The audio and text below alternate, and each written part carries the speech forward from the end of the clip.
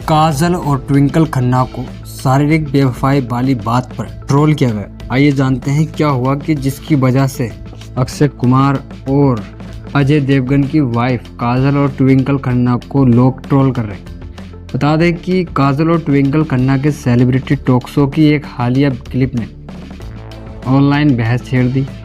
Show के एक segment के दौरान मेहमान जानवी कपूर और करण जौहर दोनों मेज़बानों के साथ से पूछा गया कि क्या वे इस बात से सहमत हैं या उनकी राय में भावनात्मक कोई बेवफाई वाली बदतर बात है, जहां धड़क से अभिनेत्री ने अपना पक्ष रखा और कहा कि जो भी शारीरिक बेवफाई बर्दाश्त नहीं की जा सकती। वहीं करण जौहर, ट्विंकल खन्ना और काजल ने इस बात पर जोर दिया कि यह वास्तव में कोई बड़ी बात नहीं। ट्विंकल ने यहाँ तक कहा कि रात गई बात गई, जो हुआ सो हुआ, आगे बढ़ो। लेकिन जानवी अपनी राय से टस से मस नहीं हुई। यह क्लिप पूरे इंटरनेट पर वायरल हो गई, जहाँ एक और परम सुंदरी स्टार को उनके विचारों के लिए सराहा जा रहा। वहीं दूसरी ओर मेज़बान काजल और ट्विंकल को उनके दृष्टिकोण के लिए कड़ी आलोचना को सामना करना पड़ रहा।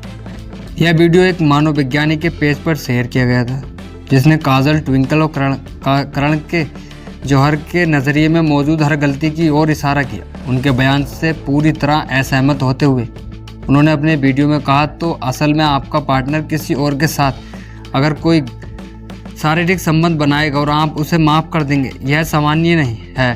खैर, यह माफ़ी नहीं है बल्कि भावनात्मक बात है। जब आप बेवफाई और विश्वासघात को सही ठहराने लगें तो आप अनादर को भी सामान्य बना देते हैं। शारीरिक रूप से धोखा देने से दिमाग का वही हिस्सा सक्रिय होता है जो शारीरिक दर्द के दौरान सक्रिय होता है, इसलिए यह इतना दर्द होता है। इसके अलावा इस टिप्पणी के संदर्भ में जहां ट्विंकल ने बताया कि जानवी युवा है, 20 की उम्र में, लेकिन जब वह 50 की उम्र तक पहुंचेंगी तो उनकी राय बदल जाएगी। मनोवैज्ञानिक ने कहा कि इसलिए नहीं, यह उम्र यह परिपक्वता के बारे में नहीं, यह सम्मान और सीमाओं के बारे में मौजूद है।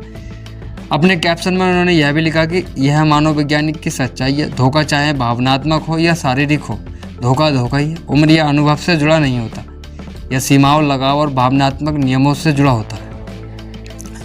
उन्होंने आगे कहा कि धोखाधड़ी को सामान्य मानना भावनात्मक शून्यता को सामान्य मानने जैसा लगता है। यह प्रगतिशील लगता है, लेकिन वास्तव में यह दबी हुई भावनाओं और उससे निपटने की कोशिशों को दर्शाता है। वफादारी का मतलब परफेक्ट होना चाहिए, बल्कि ईमानदार, निरंतर और भावनात्मक रूप से उपलब्ध होना चाहिए। किसी भी तरह की धोखाधड़ी सामान्य नहीं है, चाहे भावनात्मक हो या शारीरिक हो, क्योंकि सम्मान के बिना प्यार सिर्फ एक लगाव है, जुड़ाव नहीं है। कमेंट सेक्शन में भी मनोवैज्ञानिक ने लिखा कि लोग इसे शांत रहना कहते हैं, मनोवैज्ञानिक इसे कम से कम आत्मसम्मान कहते हैं। और लोगों ने पूरे क्लिप पर उनके विचारों की सराहना की है, तारीफ की है। और एक इंटरनेट ने उपयोगकर्ता ने लिखा कि वफादारी को सामान्य बनाएं, विश्वासघात को नहीं।